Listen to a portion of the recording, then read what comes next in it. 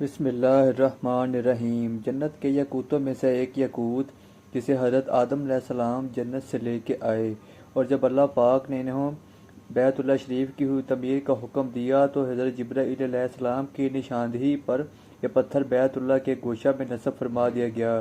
حجر کے معنی پتھر، جبکہ اسود سیاہ اور کالے رنگ کو کہتے ہیں۔ نبی کریم صلی اللہ علیہ وسلم نے فرمایا، اس حجر اسود کو اپنے عمل خیر کا گواہ بنا لو، کیونکہ یہ قیامت کے روز اللہ پاک کے دربار میں اپنے استعلام کرنے والوں کو سفارش کرے گا، تو اس کی ایک زبان اور دو ہونٹ ہوں گے۔ اس طرح ابن ماجہ کی حدیث شریف ہے کہ جو شخص حجر اسود کو ہاتھ لگائے تو گویا اس نے اللہ پاک سے مصافحہ کیا۔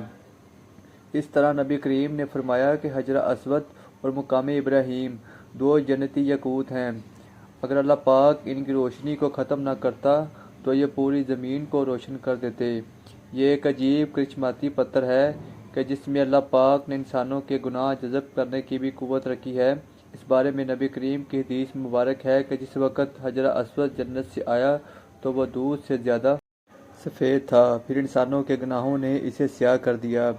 اس کے فضائل اور اوصاف میں حضور نبی کریم صلی اللہ علیہ وسلم کے بہت سے ارشادات، حدیث اور تاریخ کی کتابوں کی زینت بنے ہوئے ہیں، لیکن جنت کا یہ انمول موتی، عالی مرتبت، مقدس اور متبرک یاقوت گردش ایام کی ستم رانیوں سے محفوظ نہ رہ سکا۔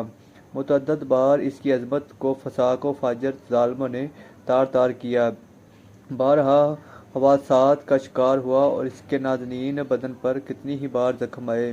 یہ پاک پتھر حضرت آدم علیہ السلام کے زمانے سے لے کر حضرت نوح علیہ السلام تک کعبہ شریف کے اسی گوشہ میں پڑا رہا۔ پھر جب طوفان نوح برپا ہوا تو حضرت جبرائیل علیہ السلام نے مانتن اس پتھر کو جبل ابی قیس میں رکھ دیا، جو کہ حضرت ابراہیم علیہ السلام کے زمانے تک وہیں ہی رہا۔ پھر جب اللہ پاک کے حکم سے حضرت ابراہیم علیہ السلام نے حضرت جبرائیل علیہ السلام کی نشاندہی پر بیت اللہ کی تعمیر کی تو حضرت جبرائیل علیہ السلام نے ہی اس پتھر کو ابی قیس نامی پہاڑی سے اس پتھر کو نکالا اور حضرت ابراہیم علیہ السلام کی خدمت میں پیش کیا۔ اس طرح پھر حجر اسود کو اسی جگہ کی زینت بنا دیا گیا جہاں وہ پہلے رونق افروز تھا۔ پھر ایک دن ایسا بھی آیا کہ اس جنتی پتھر کو چرا لیا گیا۔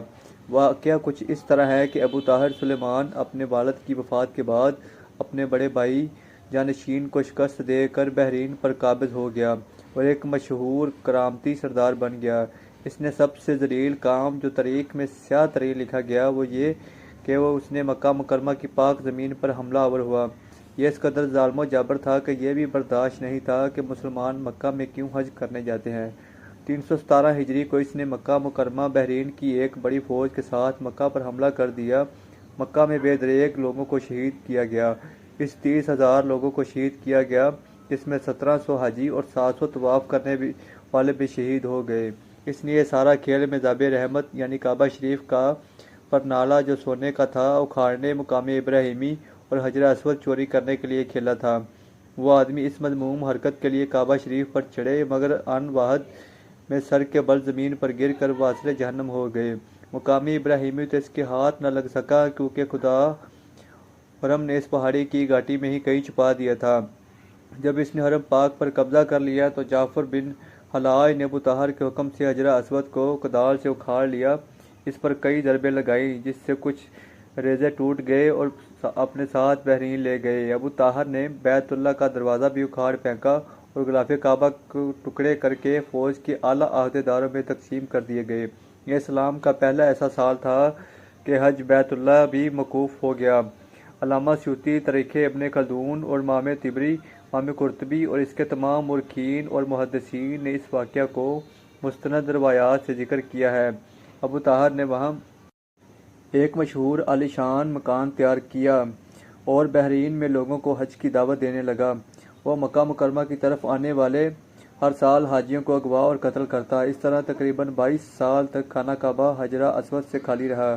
اس کے بعد جا کر معجزانہ طور پر اصل حجرہ اسود واپسی خانہ کعبہ پہنچا۔ اس کی واپسی کچھ اس طرح ہوئی کہ بنو باز کے خلیفہ مقتدر باللہ نے بحرین کے حاکم ابو طاہر کے ساتھ معاہدہ کیا کہ 30,000 دینار میں حجرہ اسود خانہ کعبہ کو واپس کیا جائے۔ خیر 339 ہجری کو عباسی خلیفہ مقتدر باللہ نے اس وقت کے ایک بڑے محدث امام عبداللہ رحمۃ اللہ علیہ کو ایک 22 رکنی وفد کے ساتھ بحرین حجرہ اسود کو واپس لانے کے لیے بھیجا۔ یہ یاد رہے کہ 22 سال تک حجرہ اسود ظالم و فاسق ابو طاہر کے پاس بحرین میں ہی رہا۔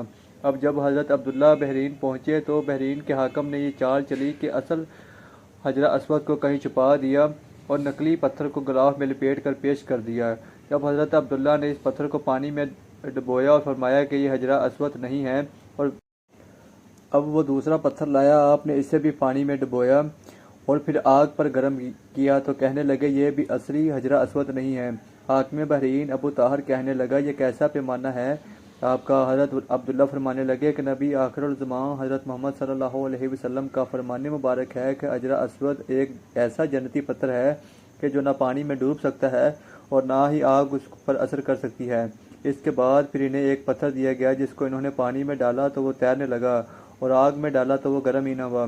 حضرت عبداللہ فرمانے لگے کہ یہی اصلی جنتی پتھر ہے۔ حضرت عبداللہ اس پتھر کو لے کر مکہ مکرمہ کی طرف چل پڑے۔ اس پتھر کو ایک کمزور اونٹنی پر لادا گیا جو کہ بہت تیزی سے چلنے لگی۔ آپ اس کو لے کر مکہ مکرمہ پہنچے، یہاں آپ کا شاندار استقبال کیا گیا۔